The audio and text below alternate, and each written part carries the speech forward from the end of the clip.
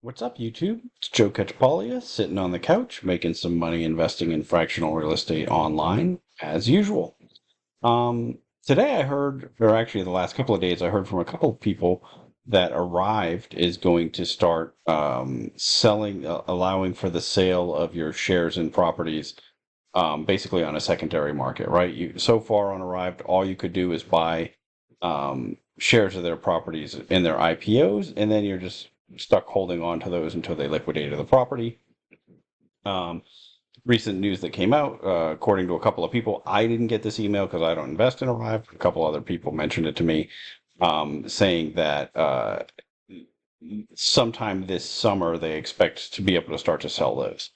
Um, I think that's interesting news, and I think if you've watched many of my videos, one of the things that I really like is the ability to buy and sell some of these, fractions of properties, because I think it's a very inefficient market.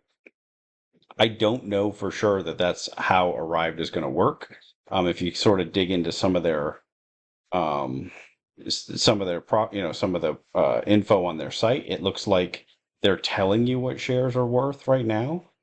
So it'll be interesting to see, are they going to let people just buy and sell them at whatever price the market will bear, or are they actually just going to say, hey, if you want to sell them, they're at this price and other people can buy into it at that price? It'll be interesting to see which one of those two they go with. I think that it is, so far I haven't seen the arrived as having a real. It hasn't been very attractive to me. But I want to give it. I spent a lot of time on there today because I'm trying to give it another chance. I think if they do create a secondary market and it operates at all like how Lofty's does, there might be some real opportunity to buy some discounts, to, some people that want to cash out. I think there's probably a lot of people with money locked up in properties that will want to exit at the same time. And so maybe we get a little bit of a discount on some deals. And so I've decided, I want to start looking at some of the properties on here, seeing how they work. But I know quite a few investors who have a decent amount of money on this platform, and I'm really trying to understand why. When I look at it compared to alternatives, and I think part of it is it was one of the first movers, and so some people bought in back in 2001, maybe even earlier, but at least around that time frame. I know they existed and you can buy them. And so, part of it might have been there weren't really a lot of other options, or there weren't other well-known options. It might have been the first time people came across this. Um, but why else? So well, first I want to look at a property today. Um, and just, this is one that they have for sale right now. Again, just because I decide to buy something or not, or use a platform or not, doesn't mean it's the right answer for you. Definitely do your own due diligence. This is, especially on the sites that are securities, I'm not any sort of licensed, financial advisor or anything like that. So I'm not telling you what to do with securities. I'm trying to, share some of my insight into the real estate itself. And just what I'm thinking about when I'm buying these or not. And so this is one that came up on their site. It's one of the first ones that is available right now. They give you this anticipated annual cash flow of 3.9%. I mean, this is a big part of why I'm just not really excited about them. But if you look at, a lot of their marketing, they're talking about, okay, we're picking markets that we think are going to have high appreciation potential. And so they're like, okay, you get a stable cash flow and you're going to get, outsized appreciation because we're smart people. We picked the right markets. When I look at the markets that they're in, I think it's probably true, right? I mean, there's a couple of exceptions or a couple that I'm curious why they picked those over others. And I'm also curious, excuse me, why they've left some out. But obviously they have a lot of smart people working there. It's data driven. One of the things I know, from being on the data side of the real estate industry early in my career as an analyst for a couple of large public companies, is that and that was a long time ago, so it was even worse. But the data that we get isn't always super reliable, especially when you're comparing across states, because State laws vary, and so there's a lot of reasons to um, not not completely rely on a lot of the data that we have when comparing across markets, but certain things that you can. So I'm not really arguing that. I think if you look at where they're buying compared to like where most of the lofty properties are, a lot of the ones on lofty are in like the Rust Belt. They're in places that have high yields, but have shrinking populations, and so I actually, when I think about it, I would prefer to have this portfolio if all else were different. I think looking at the markets they're picking, they're much more in line with the types of things that I look for in a market. So this one that I'm looking at today, it's in Indianapolis. Pull it up on Wikipedia, just like we always do when we look at a property. And they've had some tremendous growth, right? I mean, this has been really good growth. Their estimate is down a little bit but you know how I feel about these. They're not necessarily as reliable as the actual census data. It could be true, might not be. If I were going to buy this property, I'd probably spend a little bit more time digging into this. But this is always the first thing I look at, right? If I'm looking at a new market, I want to see what's that population growth look like. It's pretty good. Also, was just looking at their in that specific zip code, how what their home price trend is, and that's actually been pretty decent. The Zillow's 1 year market forecast is 4.2%. Now, if you remember, we talked a little bit about this. I think that this chart gets skewed a little bit in some of the markets that have a lot of new construction. If there's because they're always talking about median sale prices. A lot of the a lot of the builders started putting out smaller homes, and so that skewed medians. I know that happened. You see that very strongly here in San Antonio, but it happened in a lot of different markets that have new construction. I don't believe that that's the case here, but they also have a much, it's a flatter line than we see somewhere. But I just want to point that out because whenever we're just looking at median sale prices, if you have to just think about, well, is the average home that we're selling today, what does that look like compared to the average home that we were selling a year ago? And in some markets that's changed considerably, in others it hasn't. And the reason a lot of the builders are putting out smaller, cheaper homes, but they're also selling a larger portion of the properties in some markets because they're providing um, very favorable financing. But in any case, I just want to point that out. But I think that, okay, we have a decent growth here still. So I think I sort of believe their story, right? That they're picking, and like when I look at a lot of the other markets, I think that you'll probably see similar things, right? I understand um, why they're going where they are. Uh, so I think that they have picked markets where you have higher appreciation.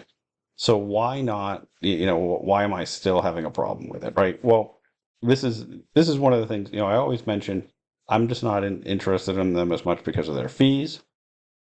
I know I dug into this a little bit in one other video, but if you look at, okay, their sourcing fee, it shows up here as 2.95%, but they're doing this as a percent of the total capital stack, not a percent of the acquisition price. If you actually just look at this as a percent of the property price, this is a 3.5%. And on top of that, they charge another 2% of the total offering uh, for what do they call that? For their offering expenses. That's 2% of the total offering. So if you compare it to just the purchase price, it ends up being like another 2.4%. So you have almost 6% of fees built in on top of all the things that you're normally going to have. And then in addition to that, um, from your operations, they charge a property management fee, and I believe it's 8% when I was looking at this, which is it's not terrible. If you owned one single family home in a market and you wanted to hire a good manager, you're probably going to pay somewhere around that. But if you own 10 in a market, you should be paying less, right? You should, when we have, uh, it- you know, clients of mine here in San Antonio, we have an in-house property management team, and for, if they're a volume client, if they have a portfolio with us, they're paying significantly less than if they just have one single family home. And so what Arrived is doing is they're saying, well, anything, if there's any spread, if it's cheaper than the 8%, we're just taking the difference. So they're basically, you're not getting the benefit of that volume, even though that would be one of the things that I think would, you'd expect to, right, by investing in something at scale. Um, and then on top of that, they have a asset management fee, which is 0.6% of your sales price that they charge every year. And so on this one, let's see, I don't remember where you see it, but it ends up being like $1,400 or something like that. So over $100 per month in additional fees. That's a fee that you don't see on anything else. And so, but what's the net effect of that, right? So like, okay, who cares? I'm making my money on appreciation, so I have a small cash flow. Well, they have this nice calculator, and it seems to work right. I haven't double checked the math on this, but if you plug their stuff in, it seems to me it seems pretty intuitive, and I think that it's right. But if I really cared about this, if you're going to make an investment and you want to just prove to yourself that this is right or wrong, I'd do this in Excel and make sure it's actually saying the same thing. But so they're saying, okay, let's say, so we know what the cash flow is. We're not really adjusting that much at all. Although from talking to some of the investors on this platform, a lot of times they're not actually getting as much as what was stated in the IPO. I'm sure some of them probably do a little better too, right? I mean, I think sometimes they're going to rent the home for a little bit more or a little bit less, or they'll have more expenses than they expect or less. When you look at their assumptions, they do have a vacancy assumption. They do have a capital, a repairs and maintenance assumption, and so I think they're doing a decent job of trying to give you real numbers here. Um, Obviously, anytime that you're projecting something, it's difficult to be right. But I think that they are. It's not like on Lofty where you see your yield and it's just completely ignoring any sort of vacancy collection loss or repairs and maintenance in the future, right? They're just saying, well, whatever it was last month, that's what it is. So it is. I think you're getting a more realistic view. But so, okay, what are we actually talking about here? So let's say we stick with their annual cash flow assumption and their base case for appreciation, which is 4.5%. Now they're saying, well, that's the average for the last 20 years in the US, and I believe that that's accurate. But I don't think that 20 years is the right time frame to look at. And I think if you go significantly further back, you'll see that our average is lower than this, right? But okay, even if you use their number, so we're getting 3.9% annual cash flow, 4.5% annual appreciation. This is your total annualized return. This return assumes, like if you hang out, it's your internal rate of return, and it assumes the sale with the appreciation, and then but netting out all of the expenses that they're expecting, right? And so if if you actually hit the 4.5% annual appreciation and you stick with the numbers that they predicted, you're only getting a 6% return on this property. Now it is unlevered, right? This particular home, they're not using any leverage, so they're saying, well, it's a refinance candidate. Maybe in the future we could borrow some money. But why aren't they, right? Like if you think about it, one of the big benefits of investing in real estate is using leverage. Well, the answer to that is simple, right? Is their cash flow number is so weak, it would be dilutive, right? Like they wouldn't be able to pay the interest on any debt that they took out, and so it would actually reduce your returns on on a cash flow perspective. Now you might be able to, it might help you improve based on your appreciation, right? Because you get levered appreciation, and maybe that overcomes some of it. But one of the things that's funny is they give you this leverage toggle, but this assumes 55% LTV and a 5.5% interest rate. Well, okay, then then it boosts your returns up to 6.4%. But you're never getting a 5.5% interest rate in today's world, right? And so things would have to the lending market would have to change significantly. And so this is using their base case, but then they give you, okay, well, let's get really crazy, right? Let's say, okay, in this zip code, because we've had good growth in this zip code, we've averaged 10.4% annual returns. Well, over the last 10 years. Well, of course you did, because over the last 10 years we had some of the best, appreciation that we've ever had in in our real estate market, especially, period from like 2020 and through 2022. I mean, a lot of places got 30-40% growth in that time period, so I think it's a little irresponsible to give you this number, but let's say we think you can actually hit that, right? That you'd have 10.4% annualized returns. Well, on your 5 to 7 year hold, you're still, or your 7 year hold, you're still only making 10.9%. That's all in. That's your cash flow and your appreciation all together, net of fees once it's sold. And so this means with this property, if you have absolutely amazing appreciation, uh, you're bare, you're not even getting 11%. And then, okay, if you levered it and now you're getting that leverage return, okay, now we get to 14.4. But again, their assumptions on this leverage are really just don't make a whole lot of sense, right? Because you're not getting that 5.5% interest rate today. So where does that leave us, right? Like why so one of the things, that I always, when I think about buying something on here, I compare it to a couple other things in my mind, right? I compare it to properties like Garden Gate on Lofty, right? So this has got, okay, we're still, our rental yield is a little bit better, but honestly, if you started to think about repairs and maintenance and occupancy, vacancy, right? On average, you're not getting this high, and so maybe that even cuts it in half, and you do just have, 4%. But on the flip side, this is a market that I think has a lot of, potential to grow, but I don't even have to wait for it to grow because I know I'm buying this with equity built in, right? Because we're getting that discount to the real world. This sort of thing, right? Because this originally sold for $50, now we can get it for 30. If this sort of opportunity shows up when Arrived switches, adds their secondary market, then I am going to be all in on Arrived at that point, right? Like if they come out and you can buy shares from people and people are sitting there unhappy with their performance and are willing to sell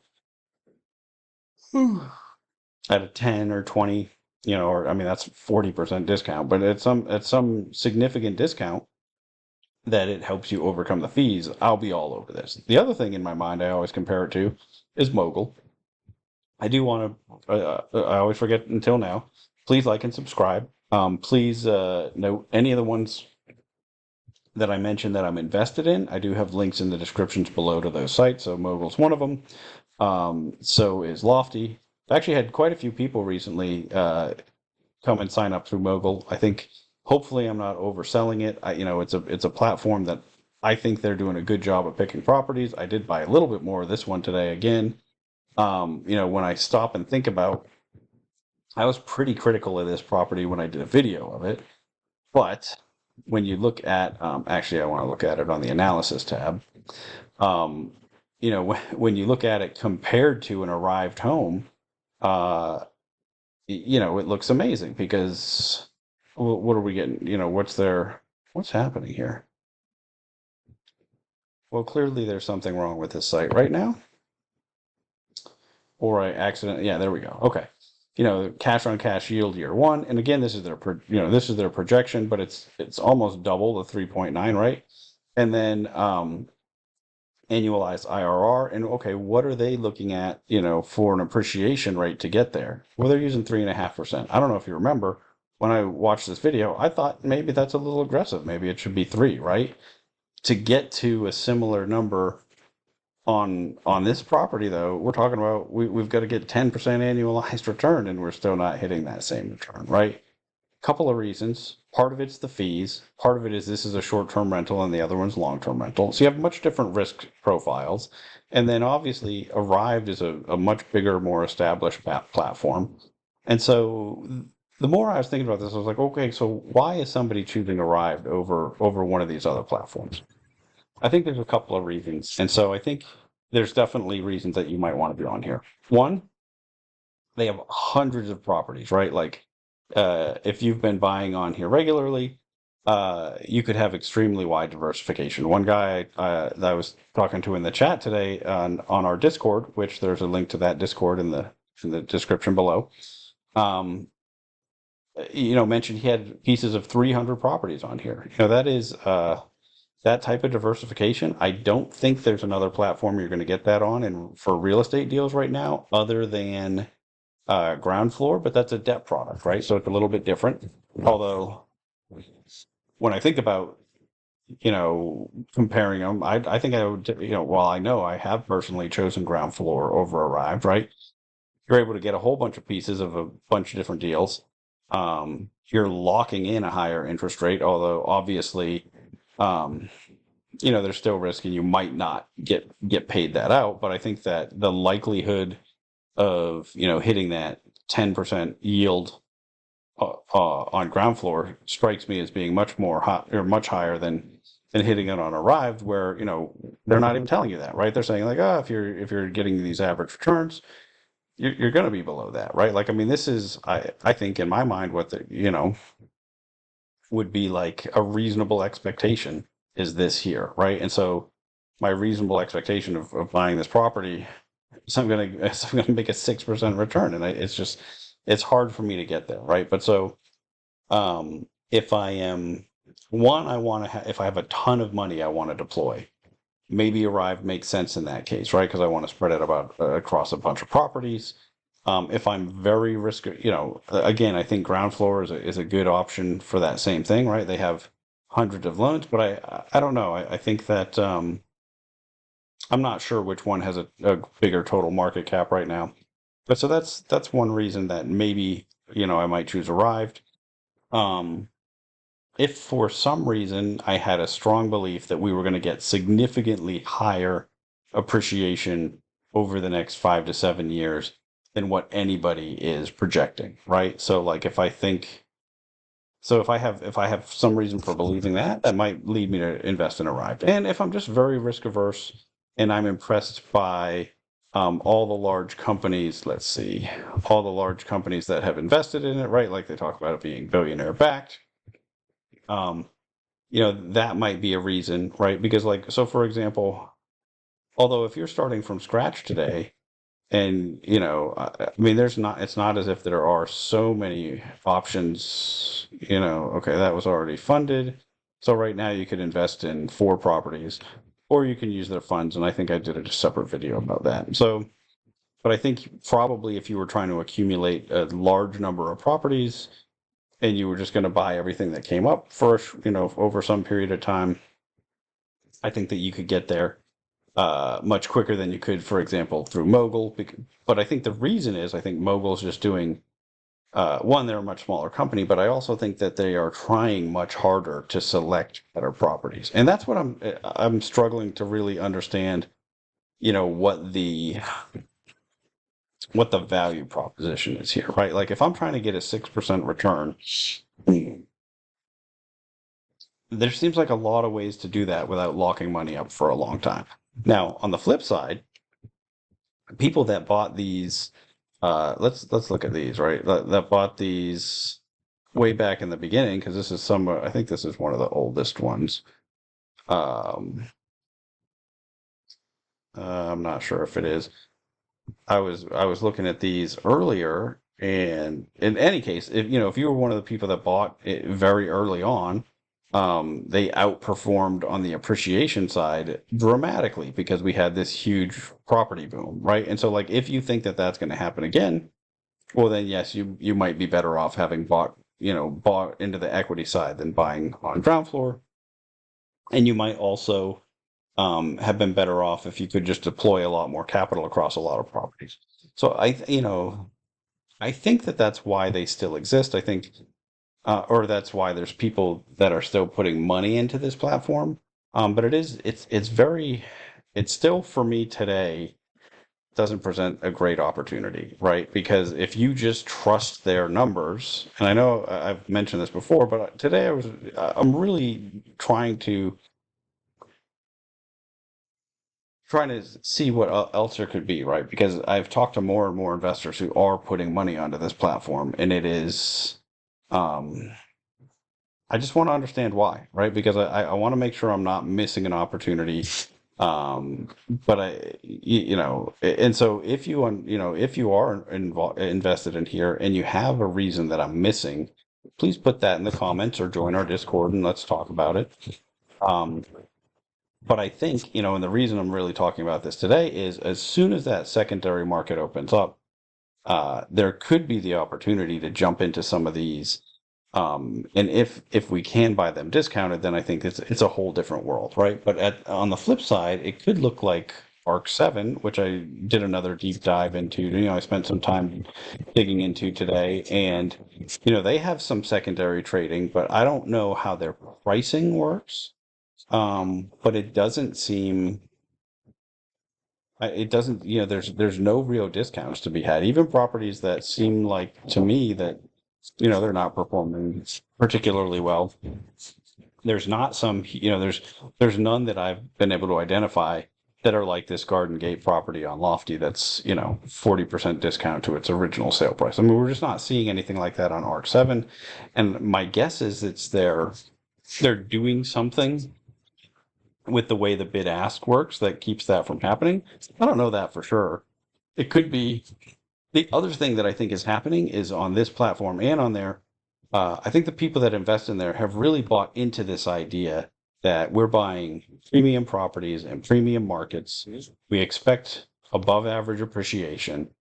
And because of that, uh, they're thinking they're going to make their money on the back end and then maybe sort of ignoring, well, what does that look like once we net out fees, right? Because basically with the you know, over 5.5% fee up front, with the you know, the 3.5 and the 2, but the 2 is actually a little bit higher than that.